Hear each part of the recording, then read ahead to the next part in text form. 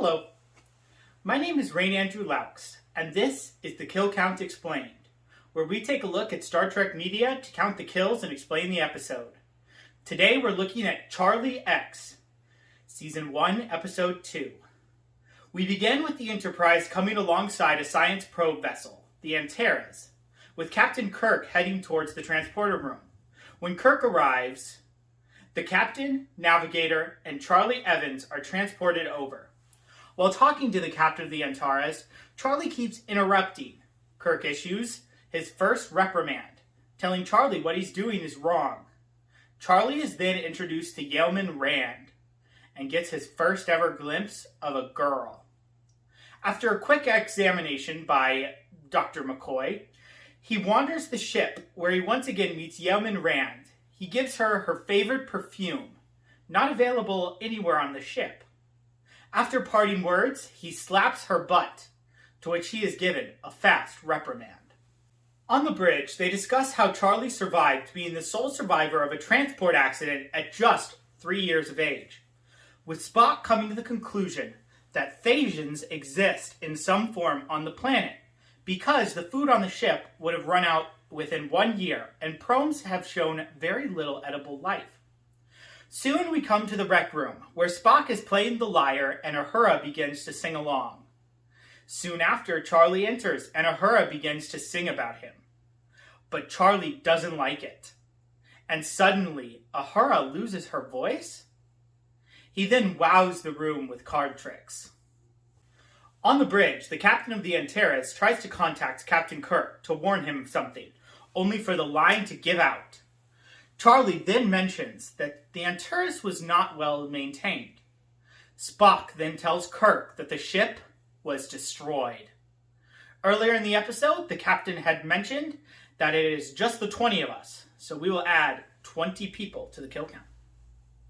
Spock and Kirk are playing 3D chess. Spock wonders if Charlie had something to do with the destruction of the Antares, since he seemingly knew about the destruction before it was confirmed. Kirk leaves to let Charlie play against Spock. After losing, Charlie melts the pieces that Spock was playing with. After Charlie professes his love to Yeoman Rand, he is given a man-to-man from Kirk. Kirk then tries to teach him to fight. During the fight, Charlie loses and a crewman starts to laugh at him. Charlie makes him disappear. Kirk then confines Charlie to quarters, but not after he's made all the phasers disappear. In the briefing room, they discuss the Thasians and the legends that they had the power to transmute energy and make things disappear. They discuss that he cannot be taken to the colony, as he is an unstable weapon. Kirk then directly asks Charlie if he was responsible for what happened to the Antares. Charlie says yes, he made part of the baffle plate disappear, but said that it was already warped and it would have blown up anyway. On the bridge, Captain Kirk tries to contact the nearest colony and change heading away from it. Suddenly, Spock begins quoting poetry, though you can see him trying to resist. The helmsman alerts Kirk to the fact that they no longer have control of the helm. Charlie then enters the bridge, forcing Spock to continue spouting poetry. Kirk confronts him and he backs down. In the corridor, Charlie turns a Yeoman into an iguana. He then heads to Rand's room and makes advances on her.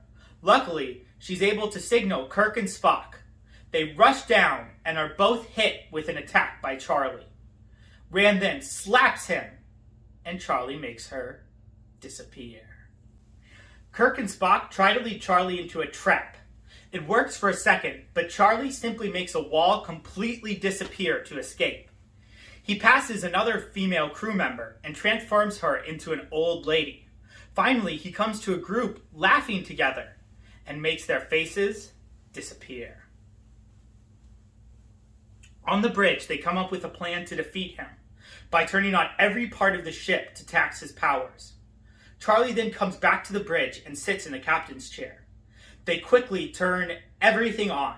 Kirk forces him out of the chair, and just as he's about to punch Charlie in the face, they receive a message from the Thasians.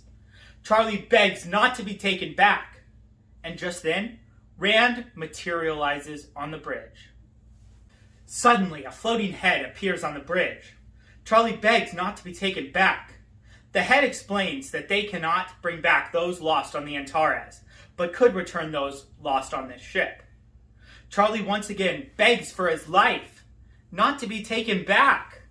The Thasians explain that Charlie is a danger to all life around him, and that the only option for him is to be with them. So Charlie disappears, and so does the Thasian ship. Well, that's it for Charlie X. And so does it bring an end to the kill counts explained. In the end, there were 20 kills and 2 fake out kills. Well, that's it for this episode.